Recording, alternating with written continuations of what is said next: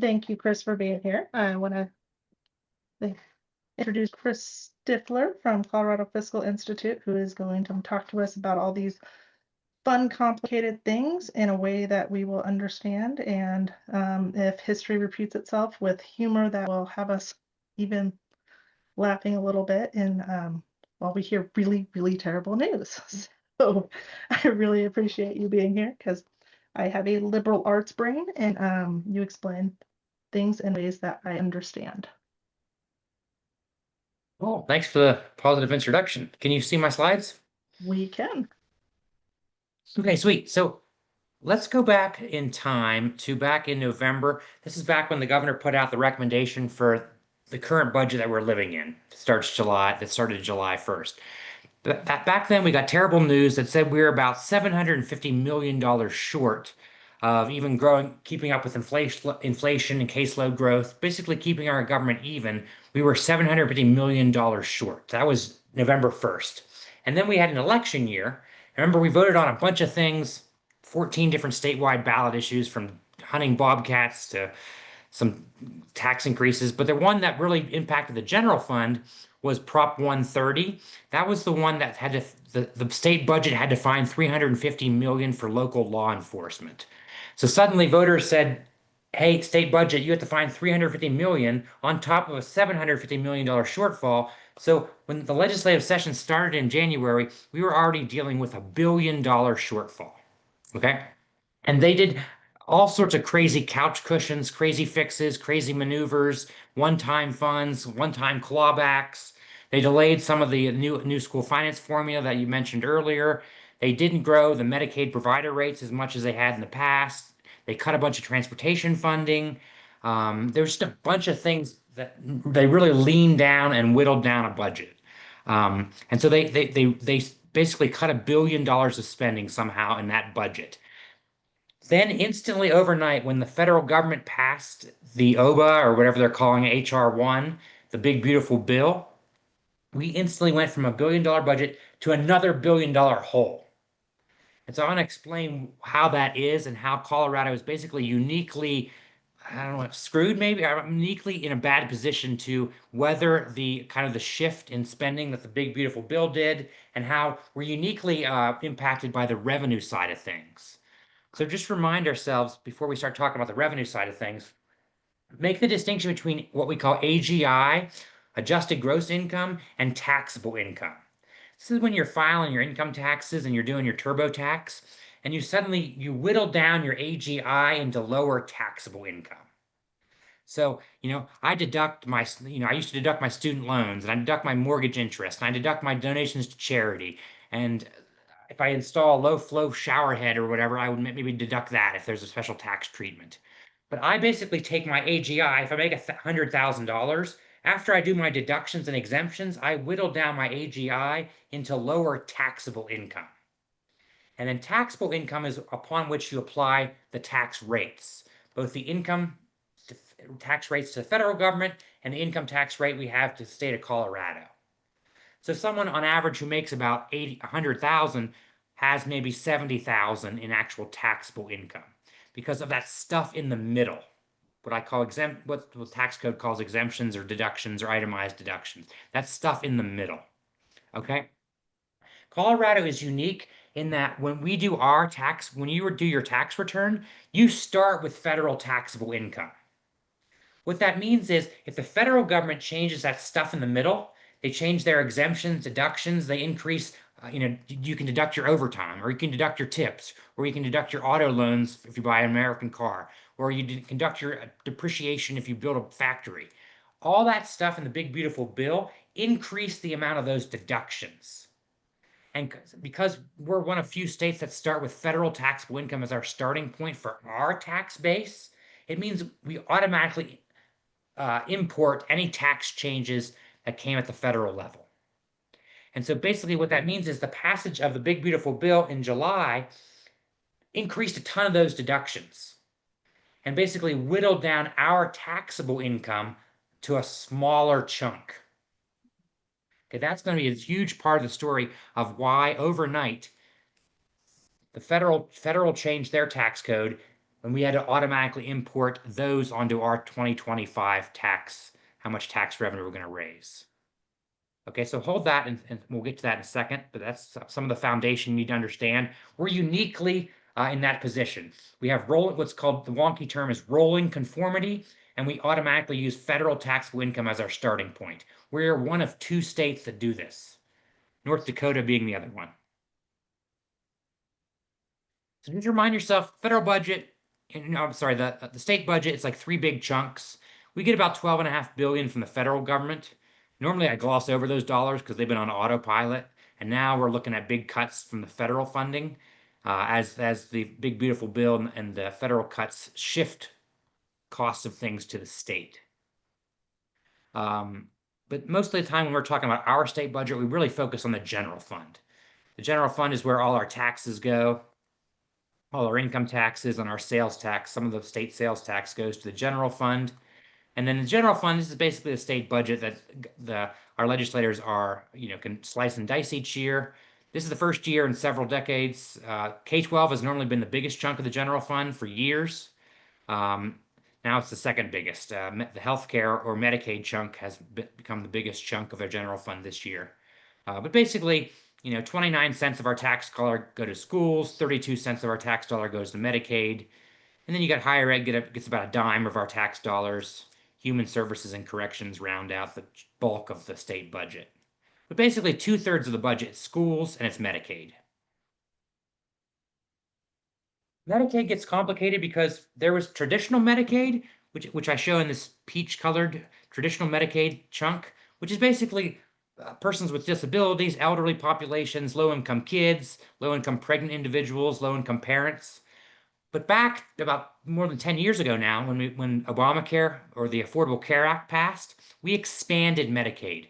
And the expansion population basically made more parents eligible at higher income levels, and then it expanded Medicaid to adults without kids. The big thing to understand the Medicaid world is the traditional Medicaid gets about a 50-50 match. The expansion population gets a 90% match from the federal government. We only pay 10% of that expansion population, and it doesn't even come from the general fund. This is part of the cuts that come from the big beautiful bill, is they're really going after those adults, the expansion population, with things like work requirements, community engagement requirements, 6-month enrollment eligibility checks versus every year. But that's the distinction to really understand this discussion is traditional Medicaid versus expansion population. But going to schools, there's your school budget from 2 years ago, reminding ourselves that schools are state sources and their local sources. Most of this is property tax on the local side. We've really benefited from growth in property taxes in the last several years because the market value of our properties have really gone up. You can really articulate that in the school finance world by looking at this pie 6 years ago versus last year. 6 years ago, we were kicking in about $2 billion in property tax, and only about 36% of school finance, the school total program, was paid for by local. Now we're kicking in $4 billion, and that's allowed the pie to be more locally funded, which then frees up money in the state general fund. It gives the state general fund more flexibility if more of the school finance formula is covered from local. And that's a big part of the story. I mean, if we were still at 36% local, we'd have about $1 billion less in actual money for schools. And that's really been the biggest, I think, the biggest driver of our ability to pay back the general fund, pay back the negative factor to zero. We've had 15 years of shortchanging schools, not funding our schools at actually Amendment 23 levels. Last year was the first year we fully funded the school finance formula. And sadly, we're looking at probably making cuts again because of this budget shortfall. But I'll say that property taxes are a big chunk of part of that because we've moved closer and closer to 50% local funding. Then you remind ourselves, this crowd already knows Tabor and its ability to restrict how much revenue we can collect each year. We can't raise taxes without a vote of the people. That limits what types of taxes we're allowed to have. But the big one right now is our Tabor rebates. So in the last several years, we've had a Tabor rebate situation. Remind ourselves the cap grows by inflation and population, and then all our taxes and fees has to stay below that cap. So several years ago, we had monster Tabor rebates. This is back when we gave $750 checks to people in August 2022. Then we gave $800 checks on our tax return. So we gave back huge, historically large Tabor rebates to the tune of $3.7 billion in back-to-back years. Massive Tabor rebates. What's also unique about being in a Tabor rebate situation is there's a bunch of loopholes, like special tax treatment we give to corporations and special tax deductions and credits. There's no point in really repealing those credits, those special tax loopholes in a Tabor rebate situation because it just means more revenue into the bar and it means Tabor surpluses are larger. So it doesn't really, and say it another way, by repealing tax credits and loopholes in a Tabor rebate situation, it doesn't really benefit schools because it just means more money in Tabor rebates. Now, suddenly, overnight, we've lost $1 billion of funding because of those changes in the big beautiful bill that drastically impact how much revenue we can collect. A month ago, we were in a Tabor rebate situation where we were about 250 million above the cap, and now we're 660 million below the cap. So there's now that causes all sorts of pressure on the general fund. If you know this stuff, you know that part of the Tabor rebates normally fund the tax break for seniors called the homestead exemption. Basically gives a property tax break for seniors and disabled veterans and Gold Star spouses. That's about 250 million. It doesn't compete with schools most years because it's paid out of the Tabor surplus. But now we don't have Tabor surplus. Suddenly that's $250 million that would be a general fund obligation. So that tax cut for homestead exemption now competes with schools. Just say that another way. Big chunk of the federal dollars that were and most of this presentation, I'm talking about the tax side of things, how the big beautiful bill automatically undercut our taxable income. But down the pipe as well, in 2 years, we have big cuts to our Medicaid and big cuts to our basically the supplemental nutrition, our food stamp budget, is the two biggest cost shifters that the beautiful bill moves from federal dollars to kind of picking up part of the tab from state dollars. So it puts a bigger obligation from our general fund to pay things like Medicaid, pay 10% of our SNAP budget, unlike this year where all of food stamp budget is paid for by federal dollars. I mean, to break down the big beautiful bill, it's basically extending a lot of the tax cuts that they passed in 2017 and also a bunch of new tax deductions, exempt, giving people the ability to deduct tipped money, to deduct overtime, but also a bunch of corporate tax breaks on depreciation, on building, on like interest, the interest you pay on your pizza oven or your giant factory. There's just a bunch of corporate and business income tax deductions that are really driving a lot of the shrinking of our tax base in Colorado.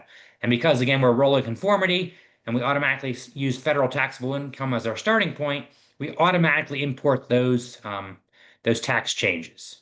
On the spending side, again, a lot of the ethos of the big beautiful bill is a cost shift to states. Hey, states, you got to pick up part of the food stamp budget. Hey, states, we're going to make it harder to get on Medicaid and harder to fund, give federal dollars to pay for your Medicaid.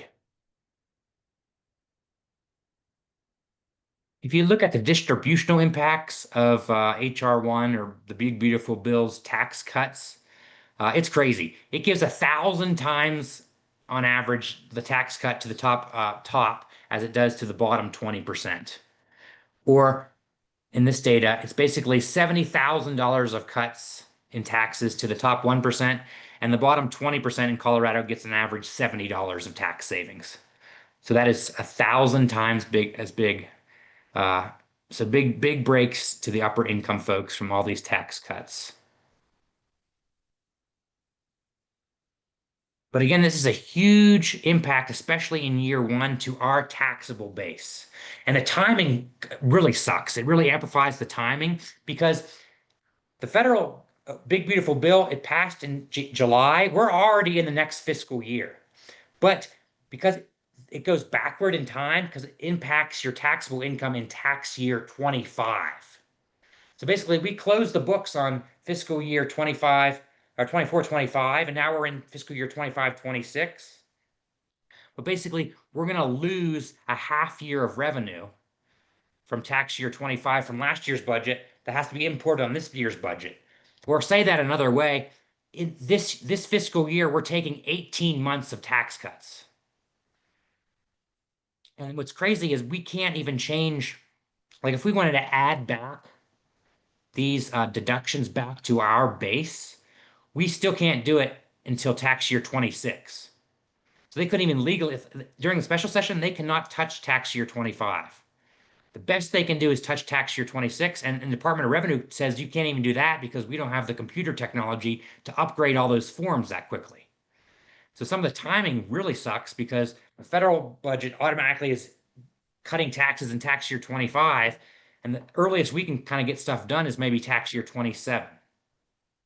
If we wanted to add back some of these deductions and exemptions and say we're going to add back taxes on tips and taxes on overtime and business depreciation and business interest.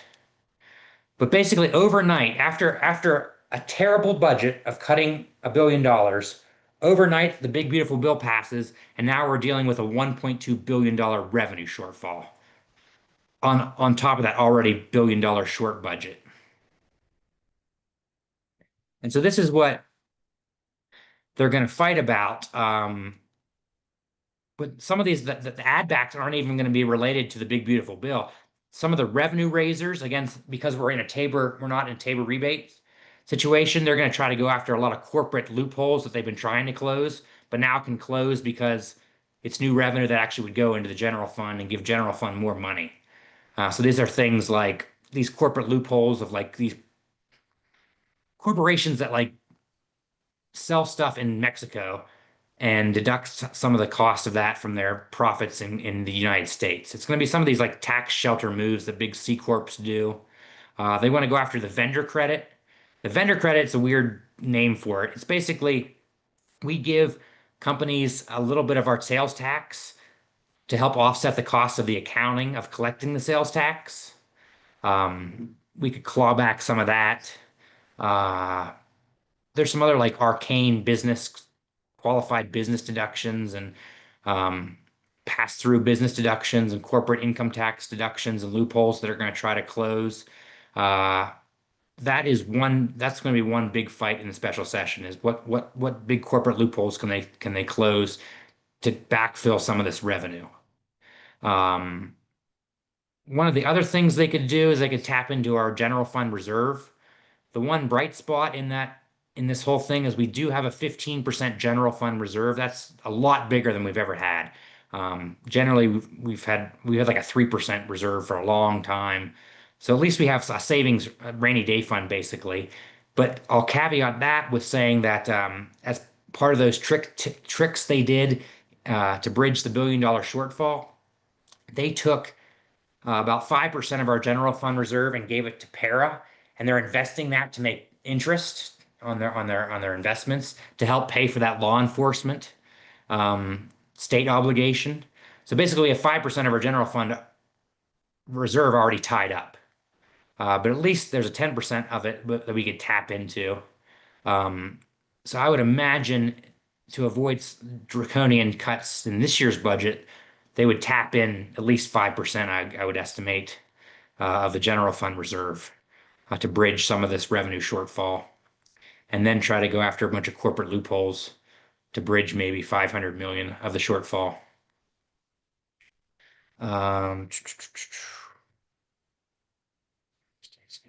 Yeah, I think that's all I've prepared for right now. Are there questions? So I was just talking about this, I was thinking, so if they change this rolling conformity, is that even possible, or does it run or are the legal experts saying it's going to run afoul with Tabor? It's a great question. So for the past several decades, the legal theory in Tabor is what you're doing is that a tax increase, and should you go to the voters to do it because of Tabor? It's very easy to say if you raise a tax rate, definitely have to go to Tabor. But the question is, if you change the base or if you repeal a credit, is that really a tax increase and should it go to Tabor? I think there's been several cases like the Mesa County ruling that basically said you can do a tax policy change that results in net new revenue as long as you're under the Tabor cap. And because we're under the Tabor cap, I think it's a pretty easy legal. Yes, you can do changes to the base and not have to go to a vote. If we were in a Tabor rebate situation, I think it gets more murky because then there's a legal theory about like the Aspen bag case, and there's an RTD case where we change our tax base, and then RTD automatically imports our tax base, but was that a tax increase? There's some legal theory behind this, and then that comes down to whether it's de minimis or incidental. So if you really love the legal side, but I think because we're in a Tabor rebate situation, it's a pretty easy. Yes, they can do these changes without a vote of the people. But the timing again is interesting. The big beautiful bill automatically basically impacts 6 months ago, the tax year we're living in, 25. We cannot even we cannot do a tax policy change that would result in the tax year we live in. So the best they could do is impact what we pay in 2026. And you saw that's what they did, anticipating this passing. They knew they were going to exempt overtime, and so they already passed an add back. Basically, they decoupled from the overtime stuff, and they said in a bill this past legislative session, we're going to add back overtime. But still, the best they could do is that overtime gets added back in 26. We're gonna lose overtime in tax year 25. And you can see the chart even we've already basically decoupled from overtime, we're still importing tax year 25's hit. So the timing sucks. You can't do anything in tax year 25. They don't have the timing to even update all the tax code forms to add back all this stuff. So the Department of Revenue is saying we don't even have the timing to add back the stuff in tax year 26. You need to give us some time to change all our forms, all the code. So that's another limiting factor for our legislators. So That yeah, was we're my gonna. that was my question. So you're saying that the Department of Revenue can't make the changes until fiscal year 27, even though we have to account for it in 26, fiscal year 26? Is that what you're saying? They were telling us that tax year 27 was the earliest they could get stuff figured out. So I don't know how the fiscal year would work. It would work 26, 27, 27. Yeah. Because I thought that would be the game. 3 weeks ago when they were calling for special session once this passed, I thought it would be easy. We just add back all this stuff. We just decouple from what they did and we'd add it back. But it's like the timing, even if we want to do that and had the political will to add it back, the timing doesn't work.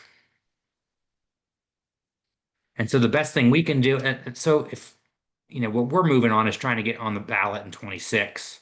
So the best we could do is the citizens initiative process is get something on the ballot in 26 that would start in tax year 27. But we're still going to deal with 2 years of this. Just overnight, the federal changes caused a huge, 1.2 billion this year, another almost 750 million next year. It is a huge, huge hit. And I'll further add the complications for the school finance nerds is, hey, maybe the local can save us. Maybe the local property taxes will go up higher. The problem is that we have a property tax cut on the books. Our residential assessment rate, what we assess our homes at, is 7.05. And if assessed value grows fast enough, which it has in the past several years, it automatically triggers that rate to 6.95. So we lose some of the local side too because of the property tax cuts we've recently passed.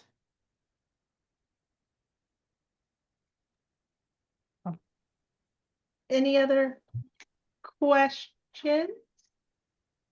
Well, I had a question, but I left it because it's not what the meat of this is all about. But way in the very beginning, Chris, you said that only Colorado and North Dakota start with the AGI, and then, well, how come? I mean, there's no statewide in other states. There's no statewide deductions that they have, or did I understand that wrong? Yeah, their starting point. I think of it in starting point. Their starting point is maybe AGI. Yeah. And so they don't automatically import. So our starting point is below, is our federal taxable income. That's kind of the, Well, go and back to those we that require all slide. sorts of new forms. Go Can you ahead. go back to that slide? Maybe I Yeah, misunderstood it completely. No. yeah, so basically, if you add federal to this slide, federal taxable income, that's our starting point when you do your Colorado tax form. So you basically see what you pay for your federal government after you do your exemptions and deductions, and then our starting point of our tax form is the federal taxable income. A lot of states just start with their state tax form with AGI. And so any exemptions and deductions that change the taxable base federal taxable income don't automatically flow to their income tax base. So they're taxing not accounting for that standardized deduction. They're taxing earlier in those states. They're getting more tax revenue from their taxpayers. It's unique to the state, but basically, let's say let's take auto loans. Now you can deduct your auto loan interest, which last year you couldn't. That's the stuff in the middle. So basically now we're having those extra deductions for auto loans shrink our taxable base, which is our starting point. But in Florida or some other state, they don't automatically import those deductions from the federal government. So the auto loans, so yes, those taxpayers in Wyoming, they still get a break from the auto loan deduction on their federal income taxes, but it doesn't impact what they owe in state income tax. So Right. that's a So common misconception.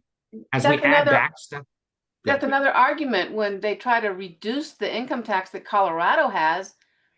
We've already got it pretty darn low. You know, other states are taxing on a different number, you know, and so people that are complaining how high our taxes are, it's like, geez, we get all this taken off the top before we even pay taxes in Colorado. So that's pretty good to know. yeah, I think I'm also, as I talk to more crowds, I'm making the point that just because our state legislature could add back taxes on tips or add back overtime or add back auto loans or business depreciation, you're still getting the whopping impact from the federal cut. I mean, the average taxpayer is probably paying 20% in income tax, depending on which bracket you're in, right? And we pay 4.4% of our income in income tax. So yeah, we might try to claw back the overtime deduction, but you still don't have to pay federal income taxes at 20% on that overtime. So it's still a big benefit to those workers who will get taxes on tips or taxes on overtime deduction. Yeah, we need to make sure Michael Fields is called out on that because that's what he's trying to say. You know, our taxes are too high. You know, like, wait a minute, we already, you know, start taxing on stuff that other, you know, states are taxing on. You know, anyway, I think to that point, I think the legislature who want to raise revenue are in a uniquely bad position because they basically have to argue just to get us back to last year's base. Again, the Michael Fields of the world are saying this is monster tax increases, but it's not really revenue raising tax increases. It's readjust what we had last year. Like it just seems like a bad position to argue from because they can easily, without knowledge, say Democrats are raising your taxes. I know it's all good ammunition to have when you have discussions like that. And for our members here, just a reminder, we do have opposed positions on all of Michael Field's income tax bills. We already took those, even though they're not showing up on until 2026. if he decides to move forward or whatever he decides to move forward. But Edie. So Chris, so Colorado's fiscal year is July to June, and the federal fiscal year is January, right, to December. So is that It's why? October. Is I think it? there's October. tax years. I think the federal is October 1st. That's why Yeah, a lot of the stuff that comes down the pipe, like the shutting down the food government. stamps and the Medicaid cuts, they start like in October. Some of them start in October. All right, I'm just trying to understand why you said half of this fiscal year is impacted, and then we Because have okay, the whole next one. So explain that you said to a total of 18 months. So tell me how you got the half of this yeah. year So and what basically, that is. yeah, that's a great question. I need to figure out how, or I need a chart or something. So basically, we're living in our fiscal year is half of 25 and the first year half of 26. Um, but we have to account for, so think about the taxes are lower in that whole chunk. So that's 12 month chunk. So the taxes are lower. But the big beautiful bill goes back and lowers taxes for the prior 6 months that would have been on last year's fiscal year. So basically, we have to account for all that revenue loss this year, and that's how I got to 18 months. Is it's a half year impact from last year that we already closed the books on because it was they signed the bill in July, and so we are already in our new fiscal year, the first couple of days of the fiscal year, and the books are closed on tax year or fiscal year 24-25. But because like the OBBBA goes backwards and says, hey, you can deduct all that stuff from the past 6 months too. That's how we get to 8. Is that cleared up?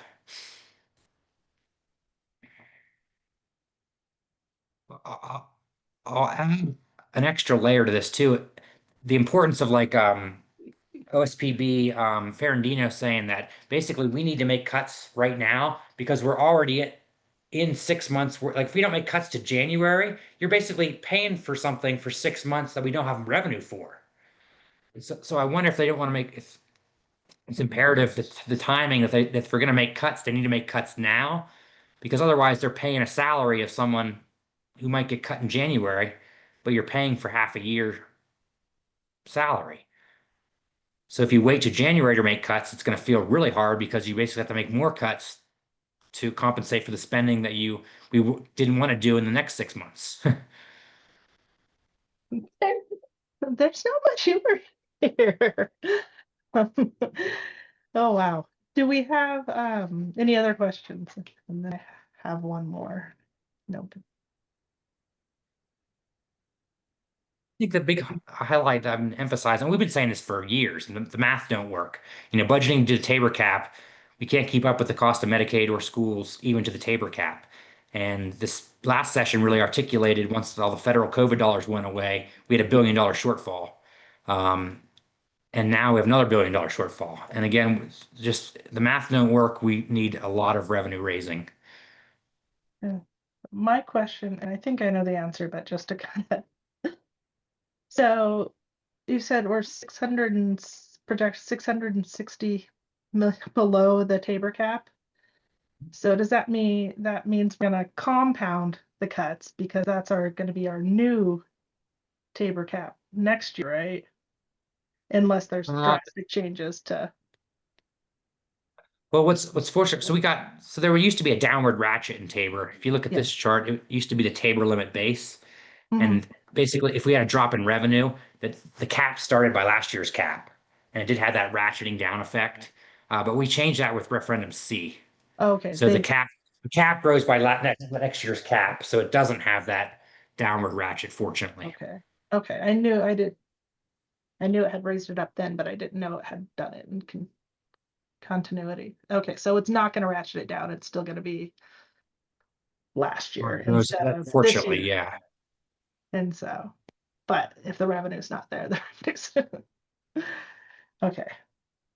I think a big part, this is just the timing over and over. The timing sucks because like a lot of the move of the federal government is to anticipate some of these cuts going away in a couple of years if Democrats get back in control of Congress.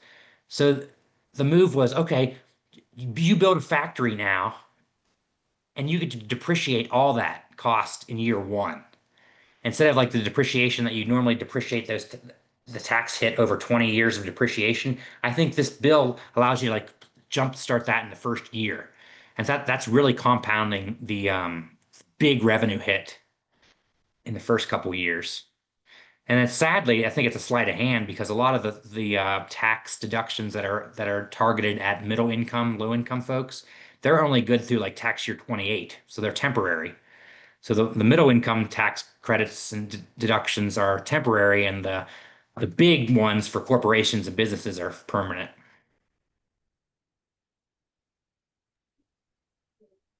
I have one thing that maybe you don't know the answer to, because that's not what you're supposed to be doing, but how do we fare against the other states? You know? Well, most states don't have this problem because they don't have rolling conformity or their federal taxable income as a starting point. So they're not going to lose a ton of revenue on the Okay. revenue side. We are more of a wealthy state, so we don't have as heavily reliance on Medicaid and food stamps as other states. So we won't take the spending hit as hard, and that's 2 years down the road. But it's real. We're uniquely in a bad position. I think terribly uniquely positioned because we have rolling conformity and because we have Tabor. So any other state can, I guess, they can go to their legislature and raise revenue to backfill as the cost shift comes to states. We have to pass something on the ballot. Yeah, so when the folks up there are arguing, they're gonna say, wah, wah, wah, too bad Colorado, but they don't understand these other nuances, Tabor and everything else. That's, oh, wah, wah, wah, you're only gonna lose $1.2 billion, whereas we're losing whatever. I don't know. I also think it puts us in a good position that maybe, I mean, there's the camp of let it burn for a while and people will finally start to feel the pain. And Yeah. maybe that gives us more momentum to pass just a giant, awesome changing spending tax increase on the ballot in 26. I mean, every giant progressive thing came through a crisis. A lot of policy was changed through a crisis, whether it's the Great Recession and getting, Social Security, whether it's even COVID and we got paid family leave. Um, so maybe that's the positive message that we might this I think it's great messaging. I mean, they gave monster tax cuts to the rich, and the big beautiful bill said let's put more of the cost of spending on states. Well, okay, let's claw back some of those tax cuts we gave to the rich and raise the income tax rate on the top 5% and pump in $2 billion more to to the to the state budget. Yeah, but that, let it burn for a while, but the ones that are gonna be burning are the school age kids and the people on Medicaid, which is Yeah, really right. bad. Yeah. I know it's terrible. Yeah. That's why I think they'll probably tap into the reserve more than that we should tap into the reserve. And well, the banks are going to come and say that you can't take these corporate loopholes away. You can't take a 1% tax and make it a 2% tax because we're going to just jack everyone's homeowners insurance up or whatever. And that will be the fight. But I think, yeah, our side needs to really emphasize that what's burning is the rural hospitals and people who rely on Medicaid in rural communities and people who rely on supplemental nutrition and schools. I don't know how the math works at all in schools if they school finance. It doesn't. It doesn't, yeah. I remember during the Great Recession, because I was in the legislature then, we eliminated a bunch of tax deductions. Tax credits, excuse me, credits. And some of them were like candy and soda pop. There were tax credits. They didn't have to pay taxes on that. And they claimed that Pepsi said, we'll go broke. Well, they didn't. Amazon said, we'll go broke. They didn't. All these businesses who said that, eliminating their tax credits was going to kill them, they lied. We'll see the replay of that next week. I guarantee it. Right. And there's still more tax credits we had on our list that we didn't get rid of that they may be looking at again. So what you're saying is we need to pay really close attention to the 2026 ballot issue that comes out of, I'm assuming it's coming out of the coalition that I think our executive committee is considering voting to join.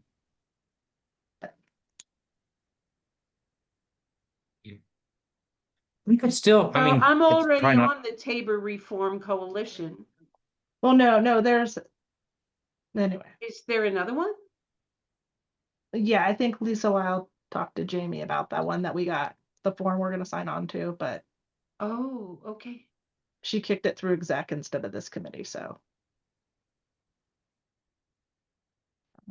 But I haven't heard the details yet because I'm not on exec yet.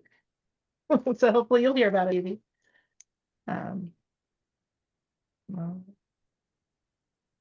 Well, thank you for coming and telling us all of this terrible news. You're welcome. Hope I made heads and tails of it for you. Definitely. If you want my slides, I could share my Sure. slides, or your other groups or questions. Feel free to reach out. We're gonna be on the road a lot. I think a lot of people are asking us to explain this stuff. Yeah, we appreciate you being here. Thank you so much. Because like I have a liberal art brain that doesn't always pick up all the implications. But yeah, are there any other questions before we? No, I just want to keep saying thanks, Chris. It's always good to hear from you. You do a really good job explaining stuff for us. And answering Thanks. questions. Like you get to the heart of our questions too as we're formulating them. Thank you. Yes, please send me your slides and I'll include them in my follow-up email. And once I get the recording up, I'll send that to you too. Thank you. Have a wonderful rest of your Monday night.